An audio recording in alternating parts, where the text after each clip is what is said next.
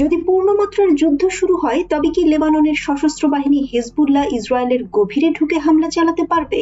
বর্তমান যুদ্ধ পরিস্থিতিতে এই প্রশ্নটি বারবার সামনে আসছে, কারণ যদি ইসরায়েলের ভেতরে হামলা চালাতে না পারে তাহলে বরাবরের মতোই যুদ্ধ ইসরায়েলকেই সুবিধা দেবে, ফলে এর উত্তর খোঁজা জরুরি হয়ে পড়ে। এবার চাঞ্চল্যকর খবর হলো এই কাজটা করার মতো যথেষ্ট গোয়েন্দা তথ্য এখন হিজবুল্লাহ যোদ্ধাদের হাতে হাতে পৌঁছে গেছে।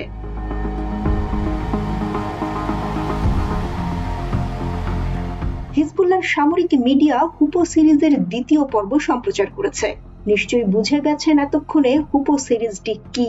এবারের হুপো সিরিজটিতে রয়েছে অধিকৃত সিরিয়ার গোলানে ইসরায়েলি দখলদার বাহিনীর গোয়েন্দা ঘাঁটি, কমান্ড সেন্টার এবং ক্যাম্পের উচ্চ রেজলিউশন ফুটেজ। 10 মিনিটের ভিডিওটিতে দখলকৃত সিরিয়ার গোলানে ইসরায়েলের 6টি কৌশলগত সাইটের ফুটেজ দেখানো হয়েছে। পশ্চিম এবং পূর্বের Slagim site, Astra site, Israeli site, Avital site এবং তেল ফারেস সাইট।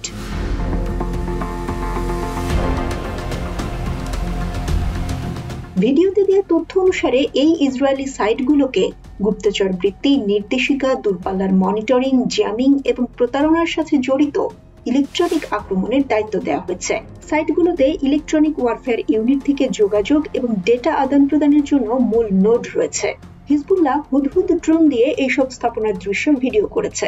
ইসরায়েলের আকাশ প্রতিরক্ষা ব্যবস্থা হিজবুল্লাহ ড্রোনকে শনাক্ত করতে ব্যর্থ হয়। সব মিলিয়ে দ্বিতীয় পর্বে মোট 17টি সামরিক স্থাপনার ফুটেজ প্রকাশ করা হয়েছে। হিজবুল্লাহর media relation officer Mohammad Afif বলেছেন, এই ভিডিও প্রকাশ করা শত্রু এবং তার সেনাবাহিনীর কাছে একটি স্পষ্ট বার্তা পাঠিয়েছে, আমরা নজরদারির ক্ষেত্রে আমাদের প্রযুক্তিগত সক্ষমতা প্রদর্শন করেছি।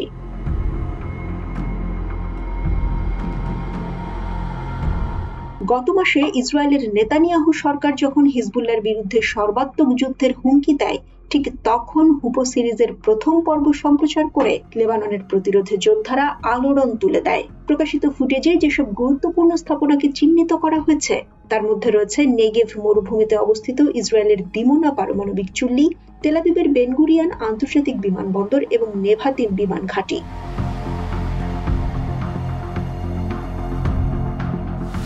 গত অক্টোবরে ইসরায়েল হামাস যুদ্ধ শুরুর পর থেকে হিজবুল্লাহ ইসরায়েলের নজরদারি এবং আক্রমণ 2 ধরনের ড্রোন পাঠিয়েছে। গাজা যুদ্ধকে কেন্দ্র করে হিজবুল্লাহ এবং ইসরায়েলের মধ্যে দ্বন্দ্ব কয়েক মাস ধরে ধীরে ধীরে তীব্রতর হচ্ছে। একটি পূর্ণমাত্রার যুদ্ধের আশঙ্কা দিন দিন বেড়েই চলেছে। মার্কিন যুক্তরাষ্ট্র এবং ফ্রান্স অবশ্য জানিয়েছে তারা ইসরায়েলের সাথে লেবাননের দক্ষিণ সীমান্তের সংঘাত বন্ধ করার জন্য কাজ করছে, যদিও এসব কথা আইওয়াস বলেই ধরে নেওয়া হয়, কারণ যদি সত্যিই তারা যুদ্ধ বন্ধ করতে চাইতো তবে অবশ্যই ইসরায়েলকে সে কথা শোনাতে বাধ্য করতে পারত।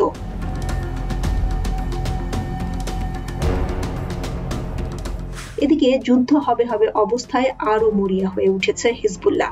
প্রতিদিনই রকেট ছুঁড়ছে ইসরায়েলের বিভিন্ন স্থাপনা লক্ষ্য করে। হিজবুল্লাহর শীর্ষ নেতা হাসান নাসরুল্লাহ বলেছেন, তার বাহিনী ফিলিস্তিনি জনগণের প্রতি সমর্থন দেয়া থেকে কখনোই পিছু হটবে না। বর্বর আগ্রাসন এবং গণহত্যার বিরুদ্ধে প্রতিশোধমূলক হামলা অব্যাহত রাখবে।